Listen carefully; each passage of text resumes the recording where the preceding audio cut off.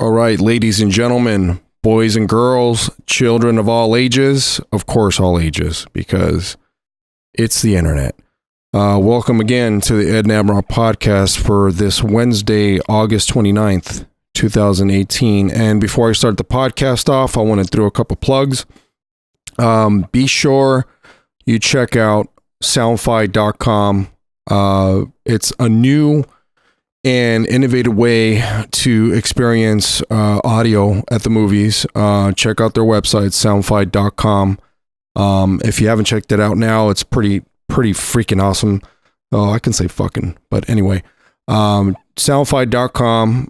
Check them out. They've done a couple of screenings already in LA and then also in Arizona for Equalizer 2. And quite frankly, I got to watch the Equalizer film on Soundfi, in Soundfi, should I say, and it was fucking resilient. You guys got to check this out. Everyone's like, well, why headphones at the movies? Well, I mean, it's app-based. You basically bring in your iPhone, whatever. Real simple. You just download the soundtrack and you sync it to the film. You put on the headphones and you experience basically audio in the movie theater. I liked the fact that it's uninterrupted. You can't really hear people cracking on their fucking snacks. And of course, if they bring in children, which I try so hard not to be that parent to bring the crying toddler to the movie theater, you can basically block out any noise. If you have noise canceling headphones, you can do that as well. There's a lot of fab to this, a lot of feature, a lot of advantages, a lot of benefits. So again, soundfi.com, check it out. It's fucking dope. Nothing like it. So one of the things that I wanted to talk about is I just read something on Psychology Today. I believe it was last week, a couple days ago. I can't remember. My memory's so jogged. My teeth have been really fucked up. And lesson learned, brush your teeth every fucking day, morning and night. Don't smoke cigarettes. And Coca-Cola. I've been Coca-Cola free since April of this year. It was tough, but I'm sure that contributed to my bad teeth, as well as smoking, as well as a bunch of other shit. I mean, a lot of it is just staying on top of fucking dental hygiene. But now I've been to the dentist a couple times, and I found out the severity of my teeth, and I'm getting them fixed, but it's a process. So I'm hanging in there. Everything's good so far. I'm trying not to be such a bitch about it, but sometimes it hurts. Anyway, I read from Peter Gray, Dr. Peter Gray, about the decline in student resilience. Of course, I'm in education, and I've been in the music and entertainment industry for quite some time. So this kind of,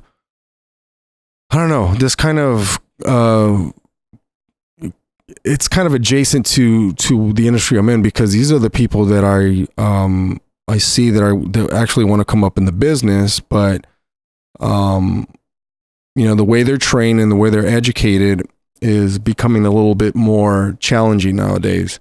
And people like to point blame, and start fucking pointing fingers at people, but the root of the problem, I think, is in the home. So let me just read a little bit about what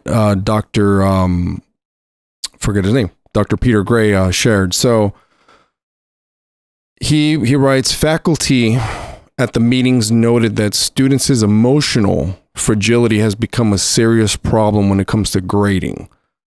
Some said they had grown afraid to give low grades for poor performance because of the subsequent emotional crisis they would have to deal with in their offices. Many students, they said, now view a C or sometimes even a B as failure, and they interpret such failure as the end of the world.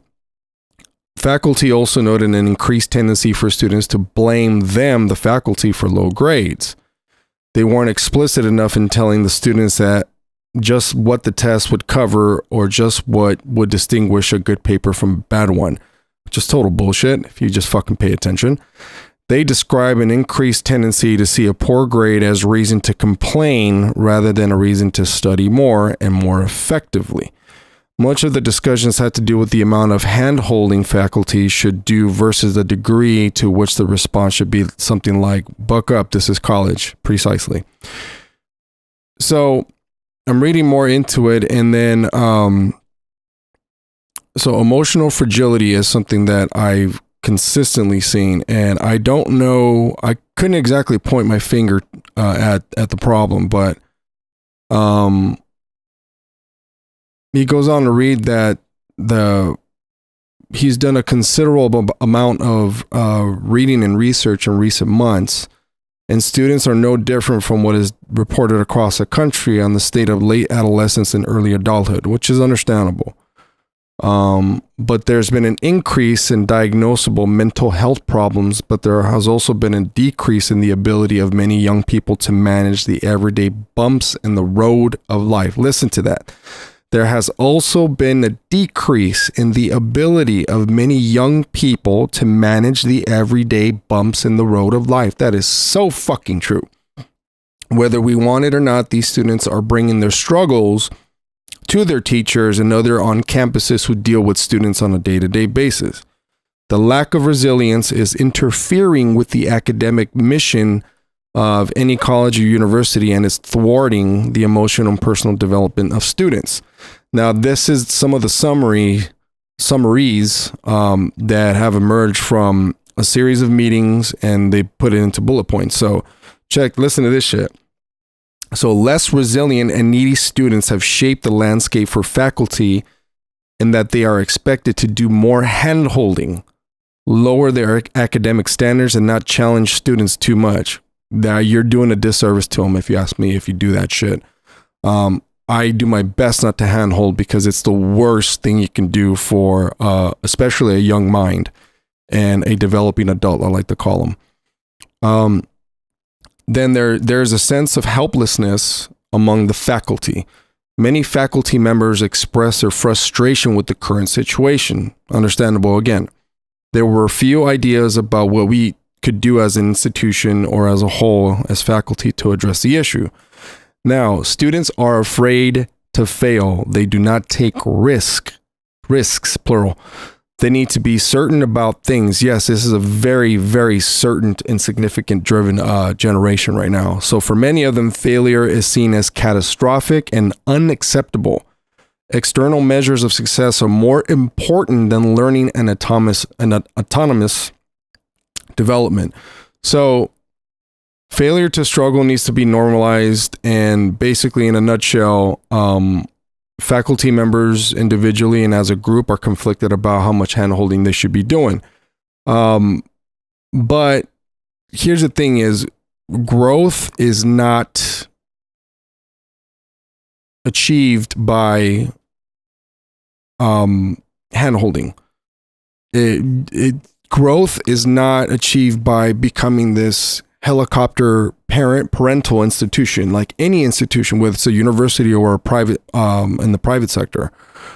But like I said here, going back to my point, I think it starts in the home because as Dr. Gray said, the families often expect campuses to provide immediate, sophisticated, and sustained mental health care.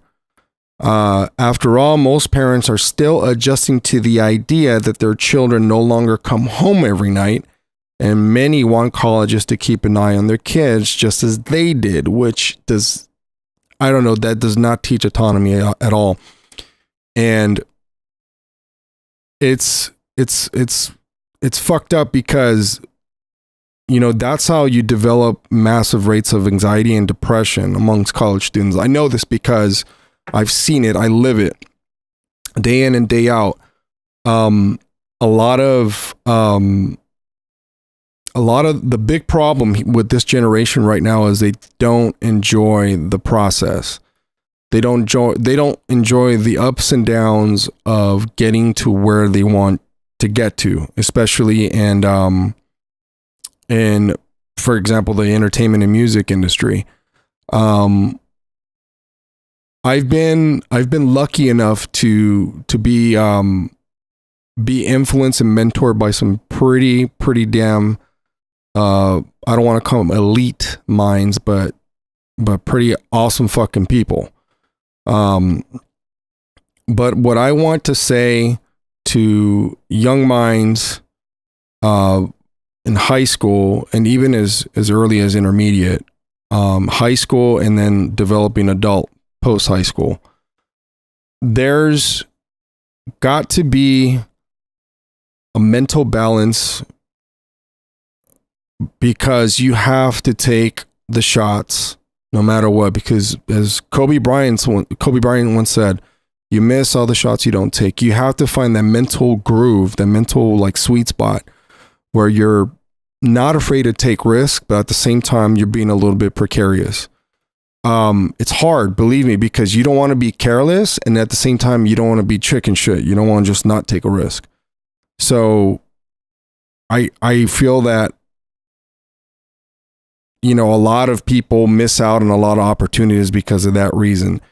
So I'll get more into this in depth on another level, because I actually need a second opinion on this as well. Because this is just my opinion that I'm expressing. But what I want to say to young minds everywhere is that stresses, struggle, bad grades, breakups, feeling down, all that shit. I mean, we're a fucking therapy culture. Obviously, we find ways to make ourselves better. You know, we find ways to meet our needs of the personality. But ultimately, growth and contribution is what really makes us flourish as people. I would say not to copy someone that you admire and know was successful, but at least look at their map of success. I followed one to this day, and I got to where I'm at now. Now I want to follow someone different to see if I can actually kind of get close to what they achieved. This should be personal. This should be internal. You shouldn't even share it. As a matter of fact, I think that the more you talk about your goals, and the more you talk about your aspirations to do shit, you kind of disservice yourself by saying it and affirming it out loud and to the public, especially on social media, and you don't get them done for some reason. Affirm them to yourself internally and tell yourself day in and day out, I'm gonna fucking do this. I'm gonna fucking do this. I'm gonna fucking do this. I will fucking do this. I will fucking do this. I think that the mental training nowadays is different than even what I grew up with. I mean, I grew up in the 90s. It was a pretty shit time. But, you know, a lot of us, you know, had that resilience that we were gonna, you know, make it fucking happen. I mean, I fucking played 2 sports, got beat up, was injured, took honors classes. I still made it happen. And then fast forward to when I went to audio school, I worked full time, still made it to class on time, you know, with a little help from my classmates, because I chose to collaborate. And then I excelled in my studies because I chose to. That's the thing, is you have to make the choice. You yourself, you young mind, you choose your fucking map. You choose your level of resilience. You choose to get up. Do so. Do yourself a favor, because everyone knows that our 2 million year old fucking brain is designed to make us feel like shit. It's designed to make us fight or fucking run. So that's embedded in our DNA. Everyone knows that. So it's easy, very easy to go to that dark place. Very simple. But I advise you, you don't have to fucking take my advice, that's for sure. You don't have to listen to me. Choose who you want to listen to. But go for it, man. Go for it. Don't let anything stop you. And yes, you're gonna fail. You're gonna fucking fall. Get back up. Keep getting back up. Learn from your mistakes.